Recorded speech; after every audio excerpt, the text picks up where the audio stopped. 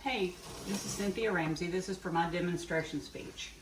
I decided to do sausage gravy, which is a family recipe, and I say recipe liberally because it's really not. It's more of a eyeball, taste, look and see what you got, and keep going from there. Sausage gravy, or any kind of gravy, that for that matter, is something that once you learn the technique and you get it mastered, it's the easiest thing in the world to make. But it's so easy to screw up because learning how, I've done it many times. So before we got here, we just started with a pound of regular pork sausage, whichever kind you want. I use Tennessee Pride. Crumble it up and brown it just like you would ground beef or spaghetti. Same instance. The only difference with this is you're going to leave the grease in the pot. Now, all sausage is different, so you don't know how much fat it's going to yield. So you have to watch that. You may have to add a little extra fat to it, whether it be butter, whether it be some extra oil, whether it be some other form of fat. That's all that you're really looking for. And at this point, I'm going to season. I don't generally measure, but for this purpose, I will.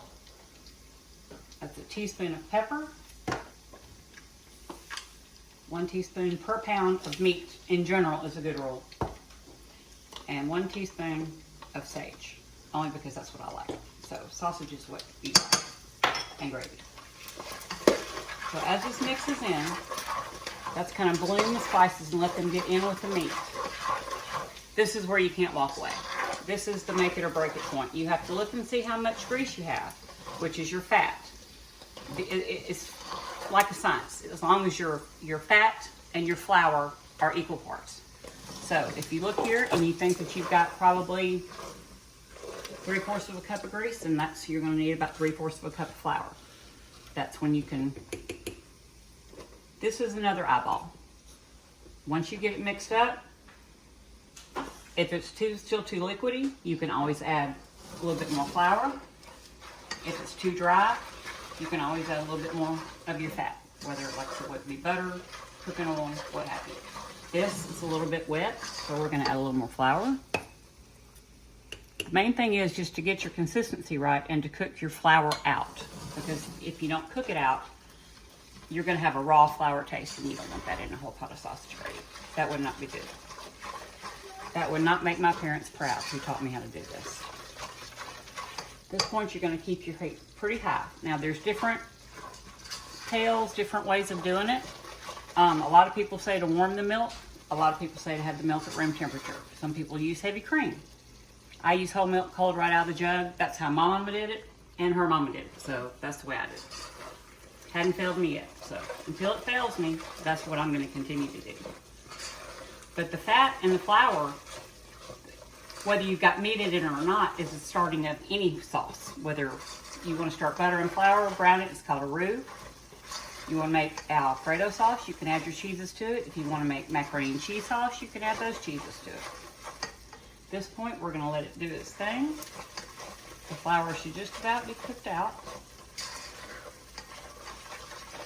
It could actually be a little thicker, but I'm good with this. The main thing is, you see that it's turning different colors. It's getting a little more of a brown consistency to it, and that's what you want. That's just flavor. Flavor in the brown. Okay, now we're going to go with the milk, cold right out of the jug. This again is an eyeball thing. Generally, for this much fat and flour, it's probably going to take about 8 cups. This is another eyeball thing. I'm just going to measure it and stir, stir, stir. And this is when you cannot walk away and you cannot quit stirring. Some people use a whisk, some people use a spoon. This is my gravy spoon. This is what I use. Now, it looks crazy right now. It looks like milk with chunks of something in it. But as you can see, it's going to thicken up, I promise. It will thicken up. Just keep your spoon moving. You don't want to lose any of the good flavor out of the bottom of the pot, and you want your milk to thicken.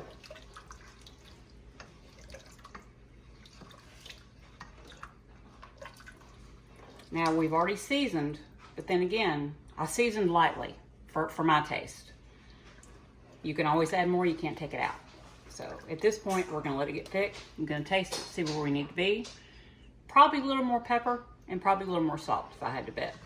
That's just the way my family likes it, and that's how I do it. And as you can see, it's starting to smooth, no lumps. That's what you want. Lumps in gravy is not a good thing. Now, also at this point, if it's getting a little too thick, that's when you add a little bit more milk. If it's where you like it and you like it thick like this, that's when you can reduce the heat, taste it, and adjust down. But you've got it where you want it. I'm going to put a little bit more milk. At this point, you can even add a little bit of water if you want to, but as you can see, I've used almost half of that gallon, and it was full. So, for me, that's a good texture for biscuits, or for anything really, because this technically would be good on a shoe. Now I'm gonna take my little spoon. See how I wipe clear, leave a line.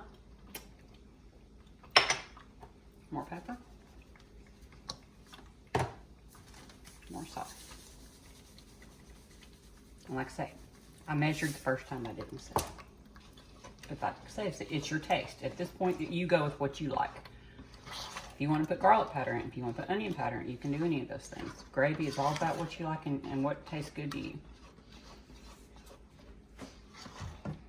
Okay. Well, I think we're finished. I think now we're going to sit down and eat some biscuits and gravy.